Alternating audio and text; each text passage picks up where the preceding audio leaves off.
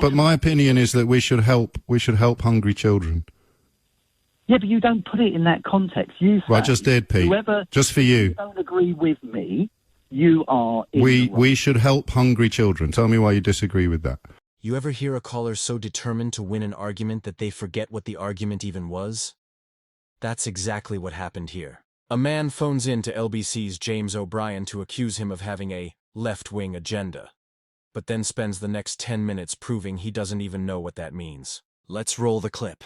I mean, it's basically a question about the way you do your presentation. I mean, you're meant to ask, at least in my opinion, open questions to the audience, so the audience can ring in and give them your views. However, when I listen to you, rarely... do you know what, mate? I think today hungry children are more important than your debut as a radio critic. So let's start with the question I'm asking. Who are our own, do you think, when we talk about helping our own first? Down there. The audience of what I've just heard, I would believe that the majority of people that would want to ring into your station and actually say what they believe or think, rightly or wrongly, are afraid to ring in because you've already set them up. Anybody who... Well, you tell me what you think, Pete, okay? It's going to be demonised. But my opinion is that we should help hungry children. Yeah, but you don't put it in that context. You say, well, I just did, Pete. Just for you. You don't agree with me.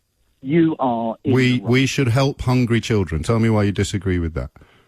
I don't disagree. I didn't say I did disagree, but I disagree with... Pete, mate, there's a lot of people listening to the programme, and if you want to post a review of the programme, I'm happy to retweet it. But in the meantime, can you have a crack at the questions that I'm asking? That they cannot ask you a straight question or voice their... Go on, then. Ask me a straight question. Demonised by you. Ask me a straight question, Pete. Pete. Don't agree with your viewpoint. Someone's feeling a bit ashamed today, aren't they, Pete? Not me. Yes, Pete. I've got nothing to be ashamed about. I haven't... Then why are you ringing up, complaining about how I've made you feel? Why have you rung up to complain about how I've made you feel, Pete?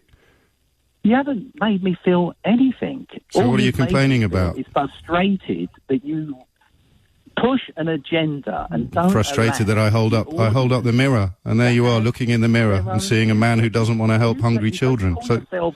Am I naive? You're far from naive. You're extremely manipulative. You've been on for 4 minutes, Pete. Allow the audience and you're still talking about me. To ring in and disagree with you. Well, go on then, Pete. Disagree. You spent the last 4 to 5 minutes. Pete, disagree.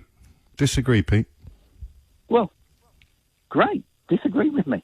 That's what the conversation should be about. Not picking people up and not allowing them to say what they think. I'm literally begging you to say what you think. I think many things. I'm open-minded, but I don't think... Yes, but on the specific issue that we're talking about today, Pete, what is it you want to say? What? Should we let hungry children go hungry? Should the government help hungry children in the summer holidays? Yes, if they're in need. Well, hunger is need, right? Is that okay? Yes, so what exactly is it you're complaining about again? Your presentation. Right. Even though you agree with me. Sorry, this isn't your argument, is it?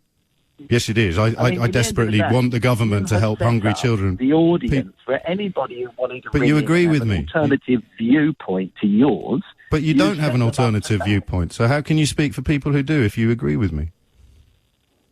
I beg your pardon? How can you speak for people who have an alternative viewpoint if you don't, Pete? You just agreed with me. But you've already... If anybody was to ring in and say that they didn't... Well, do it then. Try it. Try it. Come on, Pete. Come on, Pete. Come on, Pete. Tell the truth. What is the truth, James? Well, the truth is you don't ring in to a radio presenter you agree with to complain. No, but it's yours, mate. You just said that the government should help. If these children are seriously in need, yes. But... And that judgment is made during term time. I also think... Yeah, go on, a lot of this, as your caller who was from the school just recently said or inferred, that it isn't the children, it is the children that are hungry, but the reason the children are hungry is poor parenting in a lot of cases. So should we don't feed the ones with poor don't feed the children with poor parents then? Is that what you're saying? No, teach the parents so who do we feed? how to look after their own children. How are we going to pay for that?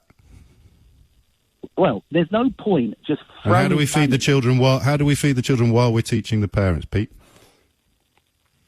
Listen, you should set up, or what it should be, social programs that actually teach parents. You can't have a society where people continually have children. But we're talking, Nadine and Marcus Rashford, we're talking about people who will... those children. It doesn't matter how much money you throw at the situation. It will continue to perpetuate itself if people have more and more children because they choose. I'm not saying everybody, but if some people Pete, why are you talking about these people? Rather than actually work, here we go. Spend their money not on their children, but on all the other stuff that they actually want. And there we go, mate. You see, we got there in the end. Stop. Yes, we got there in the end, didn't we? You don't think the children of parents on benefits should get help with their food? Well, that's and you it. feel utterly ashamed of yourself.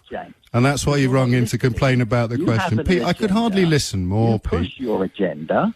And what's my agenda, Pete? What the audience thinks. You only like your own voice. Well, I'm trying to listen to yours.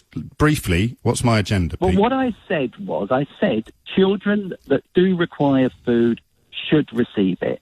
But it cannot be a perpetual situation. The parents of these children should learn to put the children first and look after their children, not themselves. Yes, and what's my agenda? We've created a situation, a society, where that's it. It's just basically you can choose to work or not to work. Now, don't tell me. And this story is about people who do work and still can't afford to feed their children. No, Pete, she wasn't, mate. What she said. Pete, she wasn't. Not that the children are hungry, but the reason she didn't say that, Pete. Is because she said I work She said I work in a school and still run out of money before the end of the month, Pete. I don't know what call you were listening to, but before you go, Pete, genuinely, I get this, Pete. You're going to have to listen to me at some point. I get this quite a lot, and I'm fascinated to know what the word means. What is my agenda, mate? You push an agenda all the time. Yeah, what is it? That's the reason why the majority of times I can't listen to you. So what's my agenda, Pete? Well, you're trying to draw me into this, and it's an extremely complicated situation. You just literally said that I have an agenda. What is it? Say, Pete, please, it's 10:43. We've only got 2 minutes. What is my agenda? Okay. You push a left-wing agenda. What does that mean, Pete? Open borders. We're talking about school dinners, Pete. What's my agenda on school dinners? Yeah, but you set the agenda when you started the conversation. You didn't open. What is it? What is my agenda, Pete? Please call in and say what you thought. You set what's my agenda? Your audience. Pete, mate, please. What's my agenda? 10:44. What's my agenda? Or my narrative, because I hear these words a lot, and I'm yet to meet anyone who can tell me what they mean. Your agenda in every line that you say. Well, then it'll be really easy for you to explain what it is, won't it? Come on. You have a very, very left-wing agenda. Because you just keep saying that. What does it mean? Anybody who disagrees with you. I love being disagreed with, Pete. This is going to be my favourite call of the day. What is my agenda? You have a very left-wing agenda. What is my agenda, Pete? You can't on school dinners. Your agenda in like 2 or 3 words, James. Well, take 30. Apart from you are dangerously manipulative with your... What's my agenda? Come on, Pete, you can do it. I think I'm done with you, James. Thank you very much. Pete, mate. Oh, I was really looking forward to finding out what my agenda is. Anyway, there's Pete, who doesn't think that hungry school children should just be fed first, and then we can look at some of the systemic problems behind their hunger second. And that is what I do. If you don't like what you see in the mirror, Pete, I do actually suggest, well, you already told me what you do, and I heartily approve. And that's the beauty of this entire LBC moment. It's not about humiliating a caller. It's about exposing the hollow confidence behind so many anti-left arguments. People say the media has an agenda, yet can't define what that agenda is. They shout bias, but when pressed on facts, they freeze. James O'Brien's calm dismantling of this meltdown is more than just entertainment. It's a reminder of how public discourse should work. Challenge, clarify, expose contradictions. This clip doesn't just highlight one confused caller. It shows a larger pattern in UK politics today, where opinion often shouts louder than evidence. But logic, once again, wins. Let me know what you think in the comments. Was James O'Brien too sharp, or exactly right to press for clarity? Stay sharp, stay informed, and I will see you in the next video.